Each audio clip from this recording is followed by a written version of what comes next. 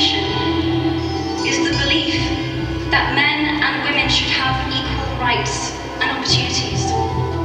It is the theory of political, economic, and social equality.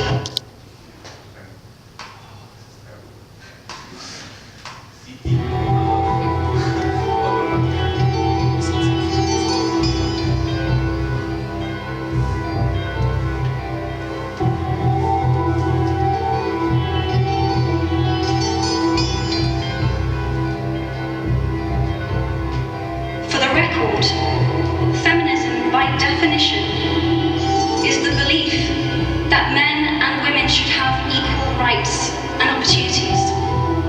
It is the theory of political, economic, and social equality of the sexes.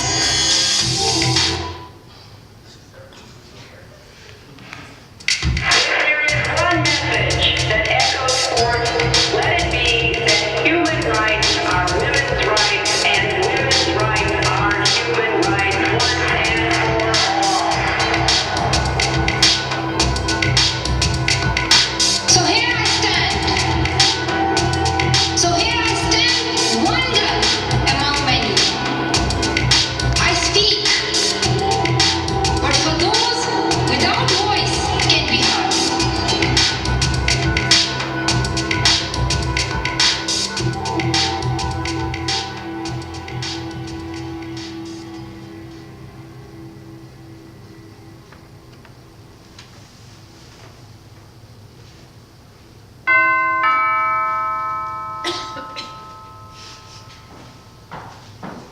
Has Miss Hilary come down yet? I haven't seen her, milady. I won't ever disturb her. If she's resting, she certainly needs it.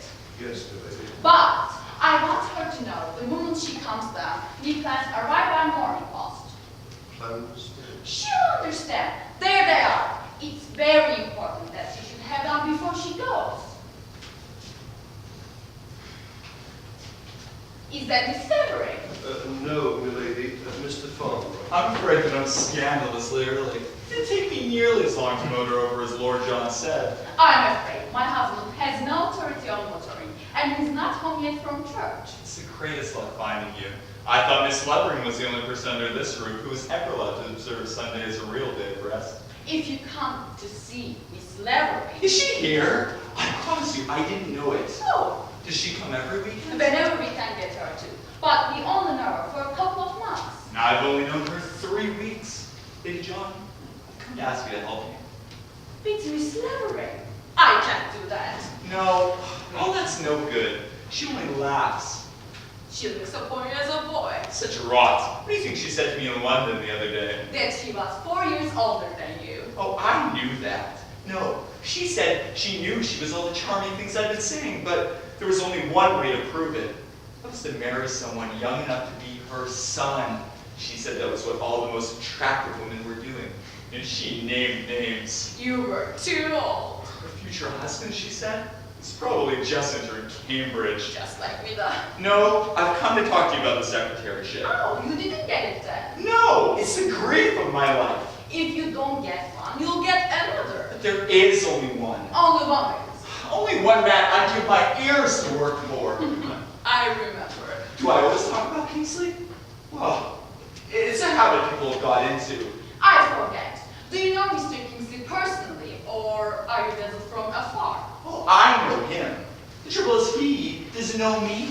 If he did, he'd realize there's no way he can guarantee his election without my services. Well, Geoffrey Kingsley's re-election is always a foregone conclusion. The great man believed that is precisely his weak point. His only one. You think because the Liberals swept the country. How can we be sure that any conservative seat is safe after... Forgive me. I know you're not interested in politics, qua politics. But this concerns Geoffrey Kingsley. And you count on my being interested in him, like the rest of my sex. Lady John, I've heard the news. What news? That your niece, the little Scotch Harris, is going to be Mrs. Geoffrey Kingsley. Who taught you that? Please don't mind my knowing.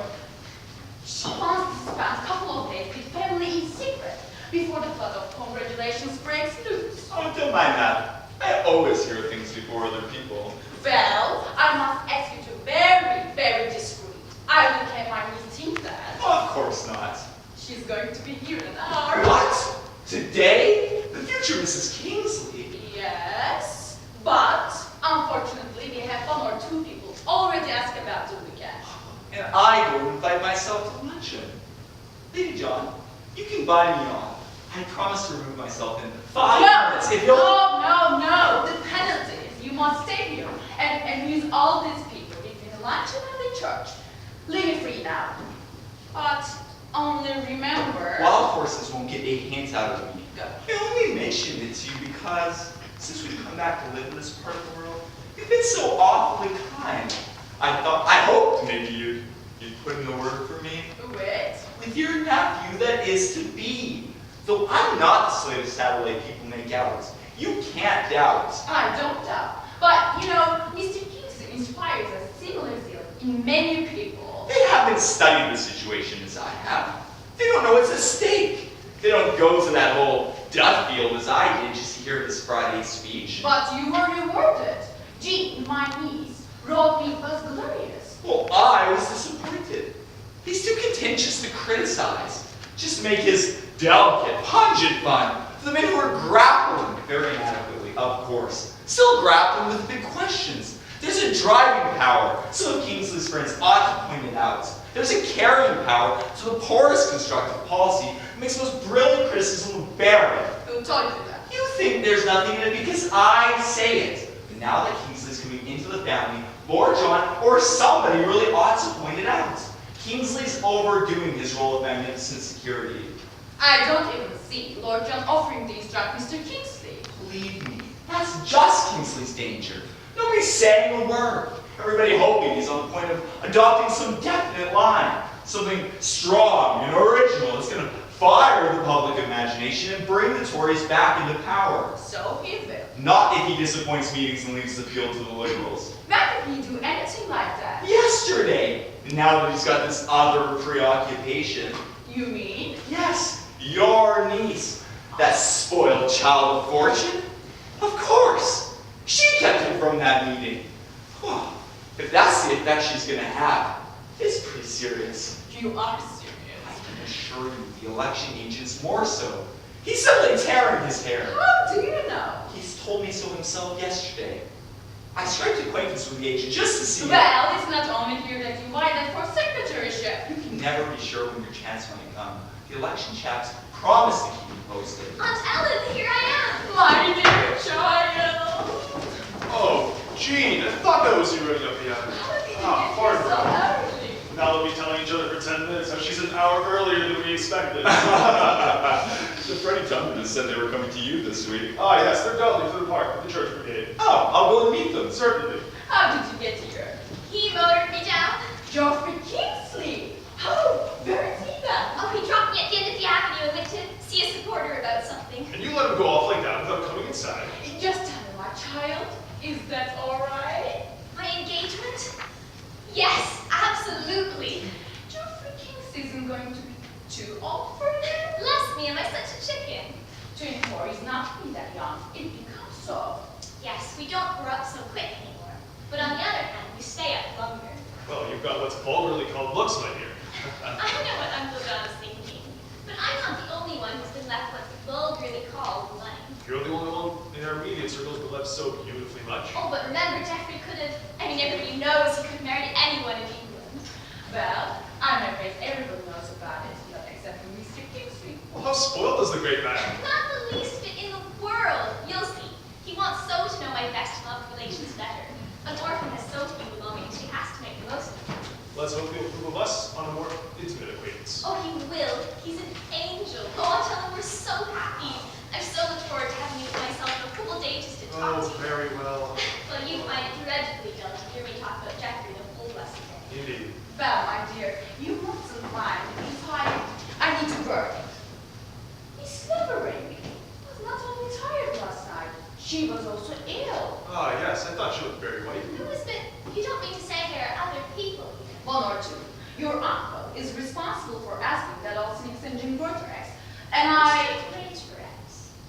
He's a radical, isn't Oh, She'd be getting to thinking parties. it's very natural. Now she should. Well, I only meant it was odd that he should be here. Well, of course, it's all right, my dear. We expect now that you to think like Jeffrey Kingsley, and to feel like Jeffrey Kingsley, and to talk like Jeffrey Kingsley. And quite proper, too.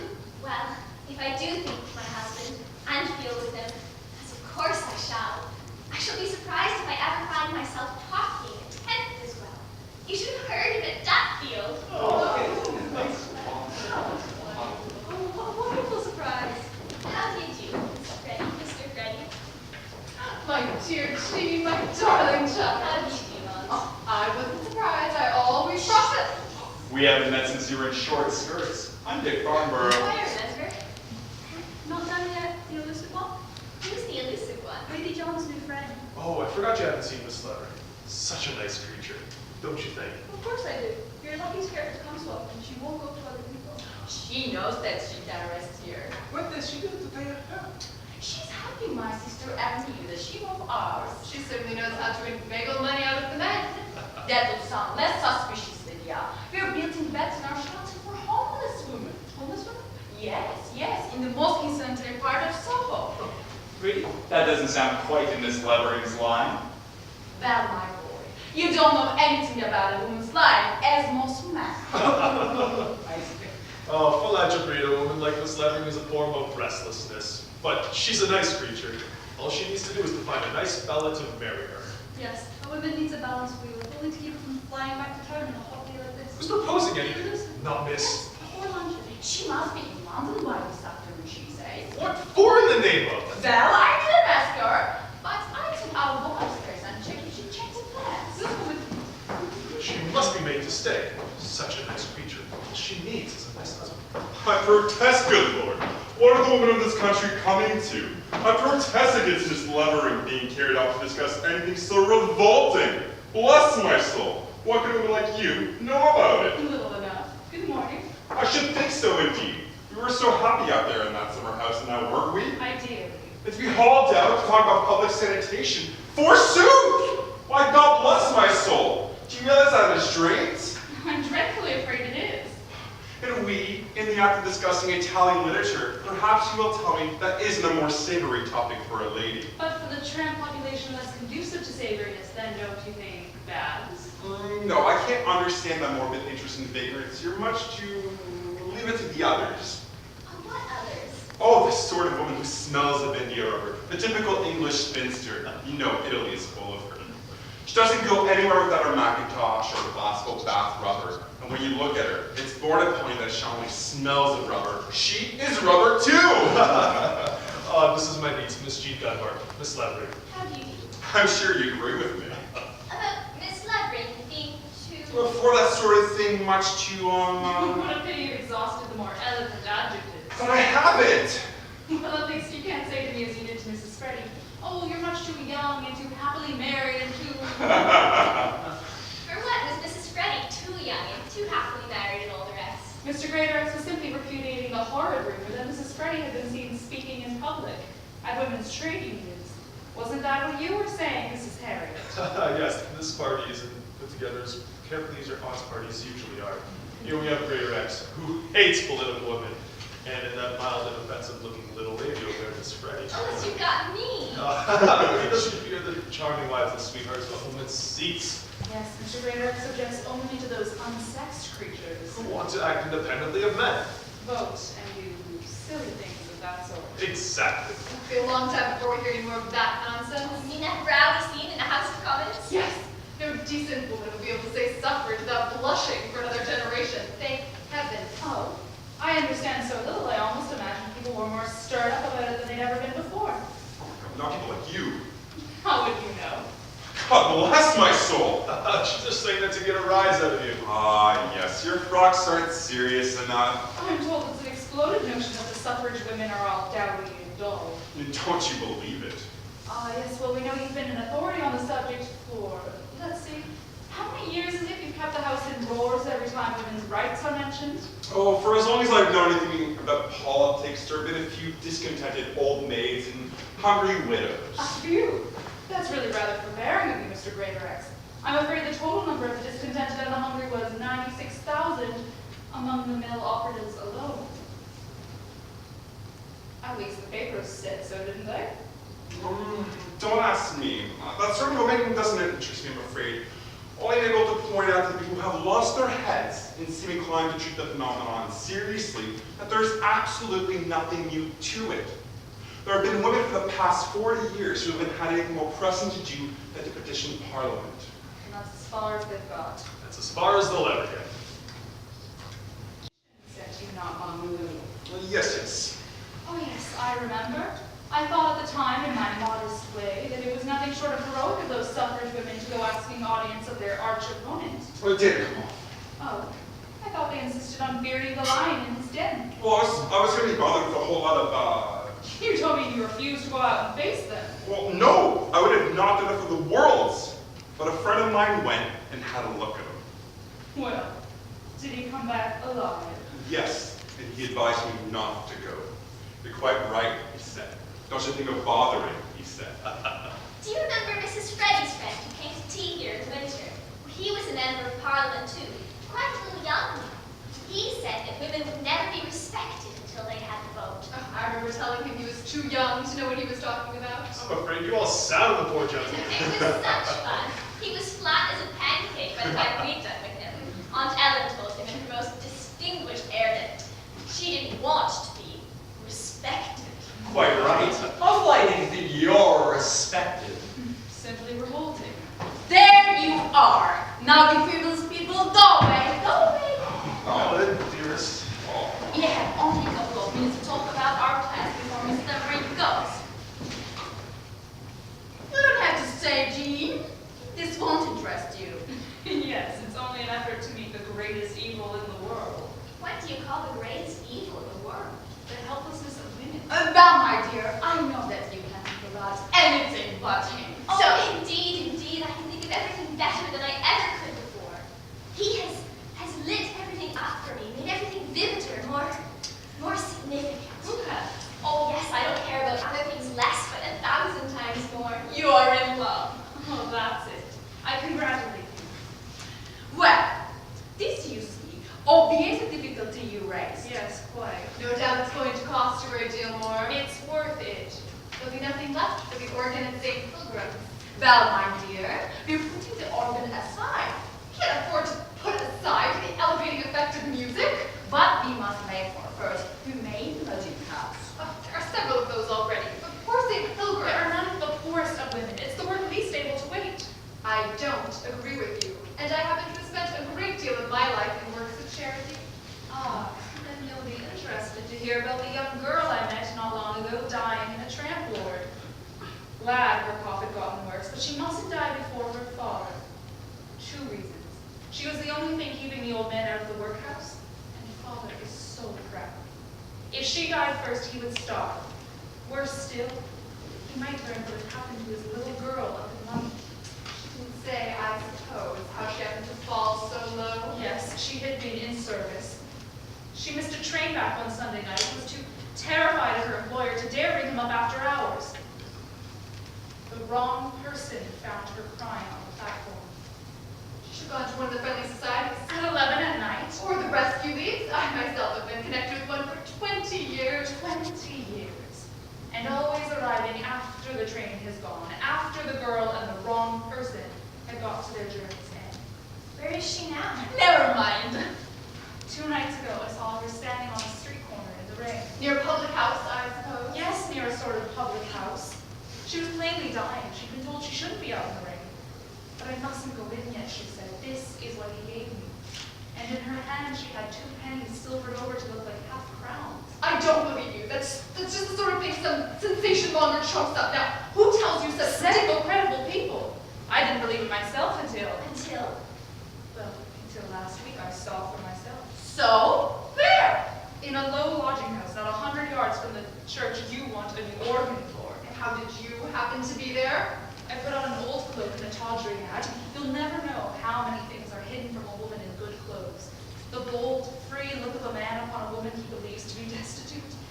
You must feel that look upon yourself before you can understand a good half of history. Jean! But where did you go? Dressed like that. Down among the homeless women,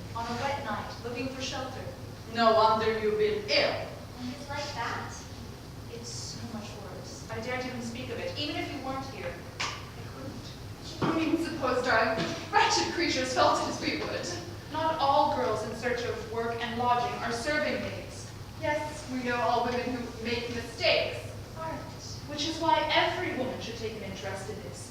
And every girl, too. Oh, yes, yes. Oh no! These are meant for us older people, or for a person who has some special knowledge. Why, we can't pretend to have access to such sources of information as Miss Levering. Yes, for I can give you access. As some of you seem to think, I have some first-hand knowledge of the possible fate of homeless girls. My dear, it will all come inconvenient. It happened to me once to take offense at something ugly going on under my father's roof. It was years ago. I was a young, impulsive girl. I turned my back on my father's house. That was ill-advised. Of course, if a girl does that. That's what my relations said. I couldn't explain. Not to your mother. She was dead. I went up to London, to a small hotel, and tried to find employment.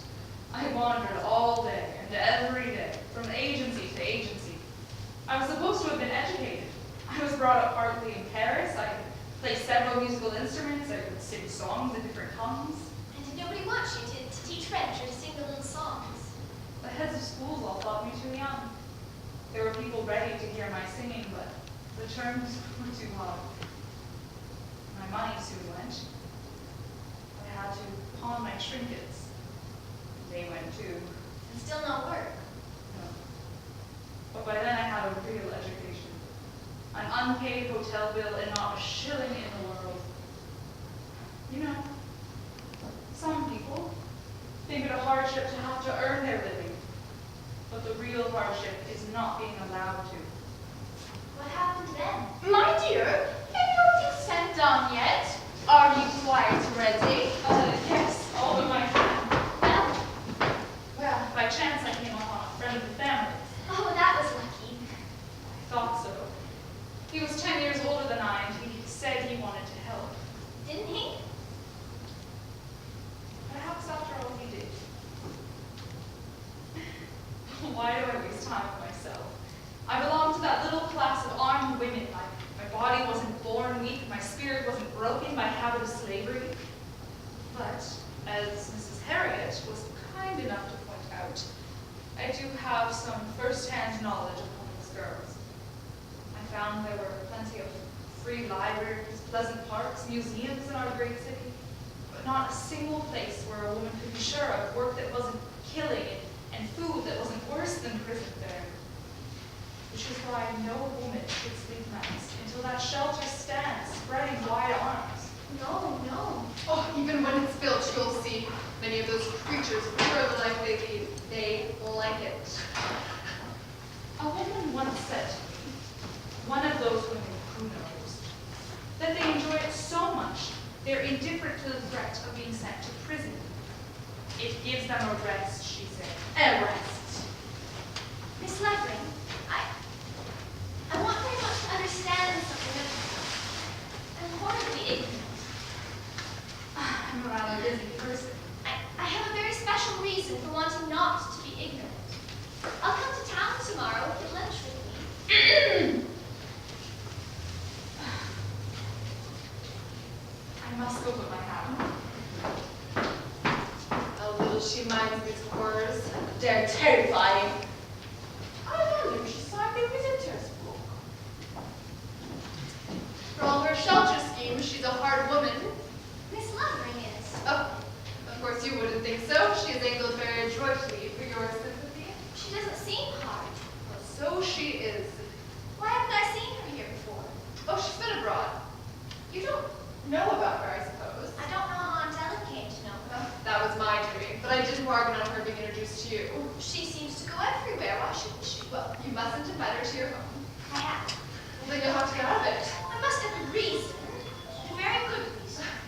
Well, it's not a thing I should like to tell you, but I know how difficult you are to guide, so I suppose you'll have to know. It was 10 or 12 years ago. I found her horribly ill in a lonely Welsh farmhouse. We'd taken the manor that August. The farmer's wife was frightened and begged me to go see what I thought. Well, I soon saw how it was. I thought she was dying. Dying? Well, I got no more out of her than the farmer's wife did. She had no letters, no one had been to see her except a man down from London, a shady-looking doctor, nameless, of course. And then, this result. Well, the farmer and his wife, highly respectable people, were incensed. They were all for turning the girl out. Oh, but Yes, pitiless some people are. I insisted they treat the girl humanely, and we became friends. That is, sort of. In spite of all I did for her. what did you do for her? But I told you. Oh, and I lent her money. No small sum either. Has she never paid it back? Oh, yes, after a time. Oh, but I always kept her secret. At least as much as I knew of it. But you've just been telling me. Oh, well, that was my duty, and I never had her full confidence. Well, wasn't it natural? Well, all things considered, she might have wanted to tell me who was responsible. Responsible? Oh! Oh, Lydia! All she ever said was that she was ashamed. Ashamed that she, hadn't had the courage to resist. Oh, not the original temptation, but the pressure brought to bear on her not to go through with it, as she said. You are being so delicate. I don't understand. All you need to understand is that she is not a desirable companion for a young girl. Your aunt and uncle are quite foolish about her and are barred from taking steps, at least until the shelter is out of hand. I do rather wonder that she can bring herself to talk about the unfortunate women of the world. The effrontery of it. Or the courage. Even presumes to set me right. Not that I mind, of course, poor soul. Just, I feel I owe it to any mother to tell you about her now that you're old enough to know something of life. And since a girl needn't be very old to suffer from her ignorance, I thought she was rather wonderful. Wonderful! To have lived with that when she was how old?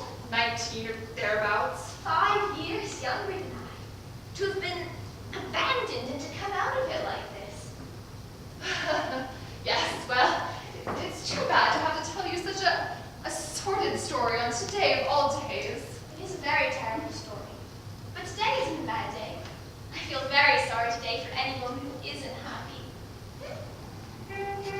That's Jeffrey! Mr. Kingsley, what makes you think? Oh yes, I'm sure, I'm sure. Oh, Who do you think that is motoring up the drive? oh dear. How am I ever going to behave like a girl who isn't engaged to the only man in the world worth marrying? You were expecting Mr. Kingsley the whole time. He promised he'd come to luncheon if it were humanly possible. But I was afraid to tell you for fear we could prevent it. You felt we couldn't have borne the disappointment. I felt I couldn't. Here's an equitable surprise! How do you do? How do you do?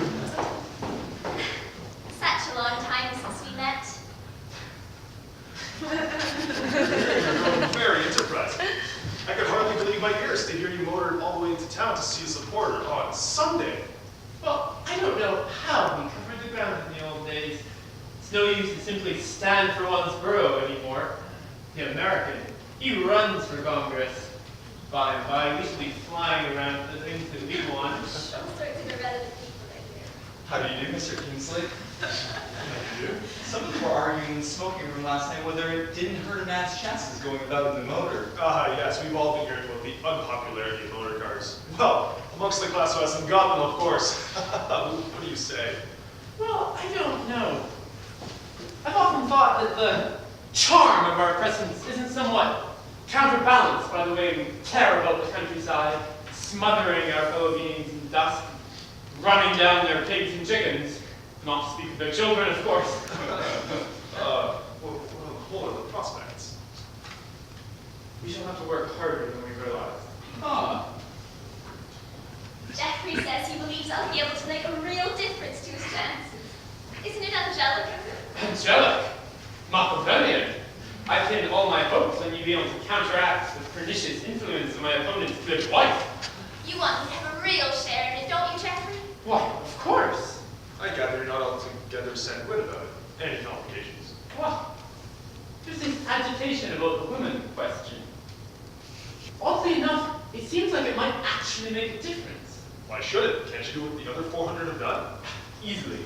But you see, the mere fact that 420 members have been worried into promising support, only to let the matter rather severely alone once in the house. Let it alone. Bless my soul, I should think so indeed. Of course, only it's a device that's rather too well worn. Still, if they think they're getting a future cabinet minister on their side. It will be sufficiently embarrassing for the future cabinet minister. Do you know one another? Everyone in this part of the world knows Mr. Kingsley, but he does not know me. Oh, Miss Lever. Have you been hearing him speak? Yes, I was visiting some relations up near Duffield, and they took me to hear you. Ah, the night the suffragettes made their customary row. Yes, the night they Ah, Mrs. Freddie! What do you think of your friends now? My friends? Yes, the disorderly women. They're not my friends, but I don't think you must call them disorderly. I do. I mean, I can forgive them for worrying the night government, but they are disorderly. Isn't that phrase consecrated to a different class? He's perfectly right. How do you do? Disorderly women, that's what they are. Ought to be locked up. Every one of them. Public nuisances going about with their dogs and whips and spitting in policemen's faces. I wonder if they did spit. Of course they did. You're not authority in what they do. You run away. Run away? Yes! And if ever I muster up the courage to come back, it'll be to vote for better manners in public life, not worse than we have already. Oh, so should I. Don't think that I defend the suffragette method.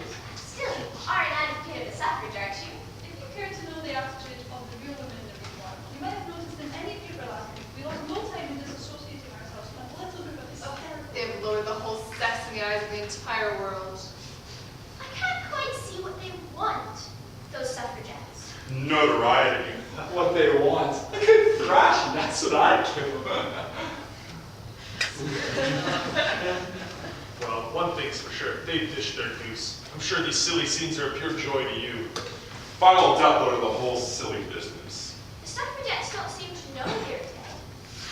Well, they still keep up a sort of death rattle, but they've definitely done for themselves. Oh, well, I hope they'll last till the election's over. Why? Oh, well, we want them to get the working men to vote for the conservative candidate. Isn't that right? Fancy G. The working man's a good deal of an ass, but even he won't listen Oh, to no, you. but he will listen like anything. Why, I asked why there were so few at the long mitch meeting, and I was told that they've all gone to listen to That was just for a lark. That has no real effect on the vote. Not the smallest. But I thought you said that. I have the notion a little soap and water wouldn't do me any harm. I'll take you up. We should also find Mr. Tunbridge. I have a feeling he's lost. Oh, where can that jolly good chap have got to? There is now and then a weekend room. Lord, the perils of Pacific man! Why does he behave like that? His moral sense is shocked. Why, I saw him and Mrs. Freddie together at a French play last week, as thick as thieves. That was before he knew of her revolting views. What revolting views. Shh. I can't believe women are so helpless when I see men so afraid of them.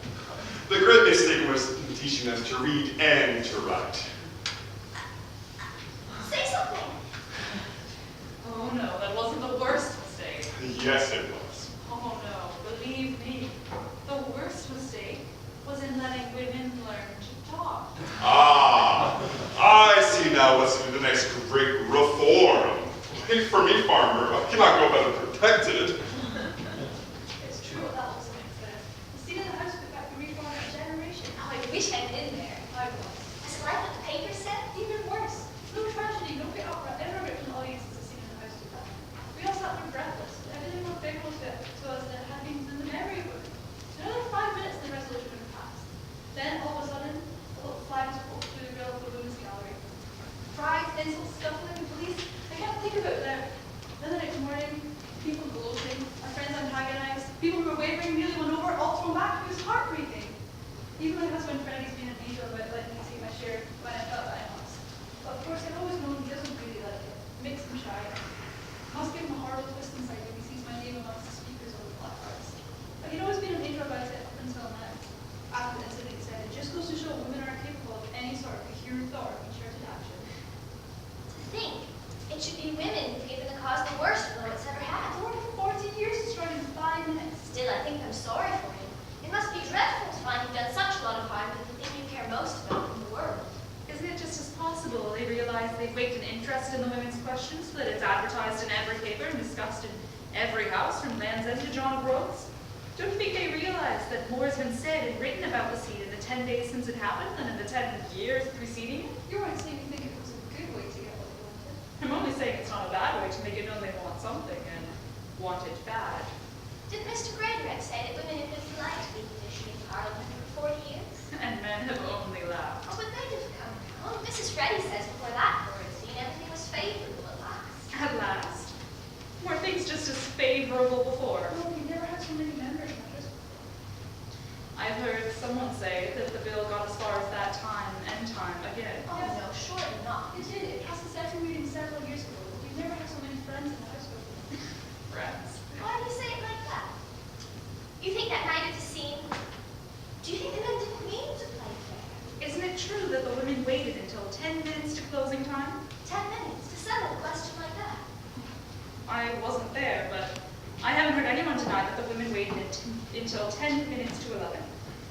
Then they realized the policeman who had been sent to the back of the gallery at the psychological moment and found they'd been betrayed once more. And they utilized their few remaining moments to impress upon the nation the fact of their demands. They did it in the only way left to them.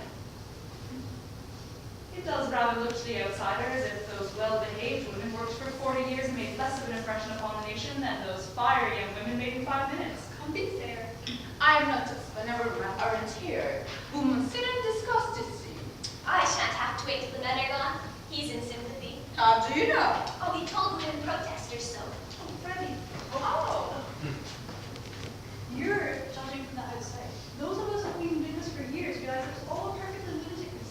I think the only chance of getting what we want is by winning over the men. Winning over the men has been the women's way for centuries. Do you think that makes us proud of our policy? Yes? Then go take a walk in Piccadilly at midnight. Oh no, I forgot. Yes, it's not the first time you've forgotten. I forgot the magistrate's ruling. He said no decent woman had any business walking along London between thoroughfares at night unless she had a man with her. I heard it at 9 Elms too. You're obliged to take up with the chap, was what the woman said. Jean? Huh? My dear, it is right. You shouldn't do anything to encourage this violence of feminism. And I tell you why. Because it's likely to bring very, very terrible things in its train. What terrible things. Sex antagonism. It's already here. Well, if it's here, it's the fault of those women agitators. All this talk about the wicked suffragettes. It makes me want to go and hear what they've got to say for themselves. Well, they're holding a meeting this afternoon in Trafalgar Square at 3 o'clock. This afternoon, that's no use to people who are out of town. Unless I could invent some excuse. Still talking about the shelter plans. Oh no, we left the shelter some time ago. What's all the chatter been about that? The latest thing in veils. Oh, the invincible frivolity of women. Don't scold them, it's a very proper topic. Oh, I was afraid you'd despise us for it. Not at all, not at all. But I must be off. Here's a lot there.